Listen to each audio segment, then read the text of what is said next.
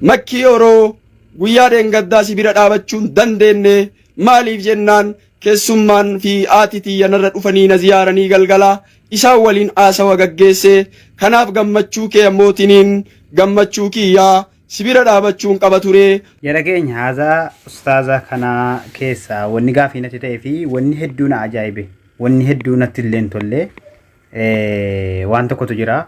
Tarii ustaaziin kun waa hedduu dogongoraa waa hedduu dubbachaa isinis waa hedduu itti mufachaa itti dalanaa haasaa isaanii hedduu xaqawamaa turtan ta'utu mala. Egaa irraa dubbachuuf illee baay'een barbaadde maaliif isaan dhiifama gaafatanii dogongora isaanii kanaaf lammata akka dogongorree fi bakka isaan imalu akka dhaabbatan barreessanii gara Facebook kanaan dhiifama gaafatanii jiru. Haa ta'u malee waan dubbii isaanii ammaa keessa waan na ajaa'ibee fi waan yeroo ammaa nuti keessa jirru akkasuma yeroo dhumaa bara dhumaa keessa akka waan jirru natti fakkaate. Maaliif yeroo ammaa kana waan gaariis haa ta'u waan badaas haa ta'u nama saa fayyadu nama fayyaduu isaa dhiisu bakkuma namni baay'atee fi bakkuma wocu jirama malee wanni kun agam bu'aa qaba wanni kun agam nama miidhaa wanni kun bakki kun naaf malamuu naaf hin malu silaa bakka kana dhaquun qabamu bakka biraa dhaquun qabaa waan jedhamu kana baay'ee ilaalamaa hin jiru. Kana jechuun arra sheekni kuni ustaaza namoota hiriyaa isaanii baay'ee qabu namoota waliin barataa turan ammallee namoota waliin barsiisuu danda'an namoota hawaasaa waliin baranne namoota hedduutu jira. Waan namoota isaan fakkaatu irraa dubbatanii osoo hin xumuriin waan ijoollee dubbachuu eegalan yookaan keessa seenanii jechuudha. Kuni maaliif barbaachise? Ijoollee ta'e ijoollee akkasii ni qabdi. Yoo nama gargaaru ta'es nama gargaaru hedduu qabdi. Yoo beekamtii ta'es ijoolleen beekamtee ofiifuu nama beeksisuu danda'udha. Maal godhanii duuka jinqaman? Isaan qofaa miti warroota akka isaanii kana fakkaatota isaanii kanaaf jedhaa jiran.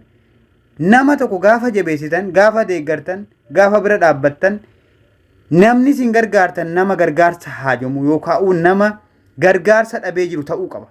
Kana jechuun yookaan nama beekamtii dhabee jiru yookaan nama dudduuba namaa jiru tokko ol kaasuu fi jajjabeessuu qabdan malee osuma waan keerii ta'e jechuudha.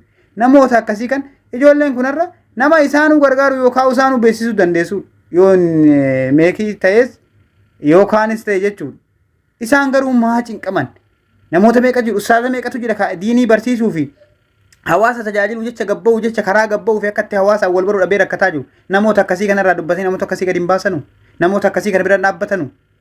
Isin galee waan irraa dubbatan dhabanii waan ijoollee irraa dubbatanii maaltu isaan cenne ka dubbatuuf baay'eetu jira ka deeggarus ka gargaarus ka gammaduufis ka bira dhaabbatus ka iddee dhaabbachuu dhabeetti dhiifama gaafatus hedduutu jira. Isaan maaltu cennaqe isaan qofaa miti baay'eetu jira yeroo ammaa waan baay'eetu argama yeroo akkasii kana jechuudha. Kanaafi osoo yeroo nama gargaaru nama bira dhaabbannu takkaffaa wanni sun akka amantaatti akkamii akka sababaattis akkamii yookaan mootu dhugaa namni kun gargaarsa haajuma dhugaa mootu rakkinii nama kanaa akkam bira dhaabbadhu namummaa isaa na godhe moo namni dhaabbatee fan dhaabbadha jedhanii madaaluun dirqama jechuudha.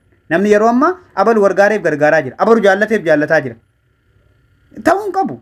Kanaafi nama tokko yeroo gargaarru namni gargaareef miti yookaan dubbii nama tokko yeroo hordofnu namni baay'ee hordofeef ta'uun qabu dubbii nama isaarra dhaabbachuu hojii nama isaarra dhaabbachuu qabnaa jechuudha. Kana jechuun har'a waan ijoollee kana sheekni kun waan kanarraa dubbachuun duratti wanni ijoollee kun gaariidha moo gaarii miti akka amantaatti akkamii isa jedhu akka sabuumaatti dhugaadha wal bira dhaabbachuun wal jajjabeessuun wal guddisuun gaariidha akkuma saba Oromootti jechuun natti tola nan jaalladha ijoollee kana jibbaallee hin qabu beekamuu jaraa kana caala mul'achuu kana caala dura bu'aa jiru ta'uun jaraa natti tola.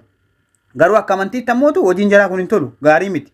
Kanaaf sheekni kun nama amantiiti. Gaafa namni akkasii kun gabbayee waan ijoollee fi ijoollee akkasii waan akkasiirra jajjabeessu wallaalaan ammoo akkam ta'a. Sheeknuu jabeessaa jira, sheeknuu jaallataa jira, nullee jaallachuu qabna, nullee jabeessuu qabnaa jedha jechuudha. Isii fi fakkaattota isii warroota waan akkasiirra jiran jabeessaa jechuudha. Jarrillee waan akkasii hojjetan edaanuu sheeknuu nurra jaallatanii nu jabeessaa jiranii itti jabaachuu qabna jedhan malee hojiin jaraa kun dogongora qabaatee dhiisee addan baafatan yoo qabaatillee sirreeffatan jechuudha. Warri akkuma jalaallee gabbayee waan akkasii hojjechuu eegalu edaa jarri nu dhageetti argatanii jarri nu jabeeffamanii sheekatu ustaazota waliin dhaabbataa jira nullee waliin dhaabbatan jedhanii gabbaanii hojii akkasii eegalan jechuudha. Kanaafi waa hedduu dogongoran sheekni waan kanarratti osuma jaallatanii illee dhugaadha ijoolleen kun Oromoodha namatti toluu dandeessi garuu osuma jaallatanii wanni kun amantii keessatti waan jaallatamaa waan hin taaneef waan gara qumaaraa nama geessaa hin ta'uu jedhamee irraa dubbatamaa jiruuf irraa dhulkamaa jiru waan ta'eef keessatti ta'uu qaba malee gabbahanii akkanaafan irratti argamuu dhabe waan akkasiiti hedduu gammada bira dhaabbachuun qaba jechuun isaanii dogongora guddaadha. Hin ta'uu hin qabu. Isinii galee jibbaa ijoollee qabnaaf miti annan jaalladha akka kiyyatti garuu nama amantii tokko ta'a. Kana jechuun sheeka kanatu akka sheekaatti fudhatamanii akka nama amantii tokkotti fudhataman jechuudha. Kanaaf waan amantiin isaanii hin eeyyamne tokko dubbachuu hin qaban. Of eeggannoo godhuu qaban. Waan barreessanirraa, waan maxxansanirraa, suuraalee fayyadamanirraa, viidiyoolee dubbatanii fi viidiyoolee addaa baakgiraawundii isaanii waan dubba isaanii irratti argamurraa jechuudha. Hunda isaa of to'achuu qaban. Maaliif nama amantii sheeka tokko yookaan nama amantii islaamaa keessatti hojjetaa jiru tokko yookaan dura bu'aa ta'ee hawaasa barsiisaa jiru tokko waan ta'anii jiraniif jechuudha. Osoo ijoollee fi osoo namni waan akkasii hin beekne yookaan waa'ee amantii irraan hojjenne tokko ta'ee rakkoo hin qabu jechuudha. Isinii galee anama fakkeenya tokko isiniif kaasu gaafa feesbuukiin kiyya namoota muraasaa yookaan gaafa feesbuukii gabbaa'u waan fedhe dubbadha waan fedhe maxxansa waan kolfaatillee yoo fedhe suuraa kiyyallee waan adda addaa jechuudha.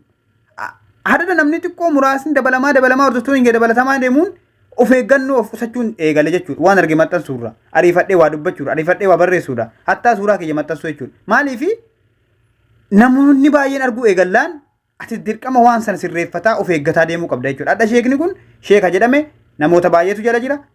Namoota baay'ee birallee ga'uu danda'a. Kanaaf of eeguun of to'achuun barbaachisaa ta'an jedha.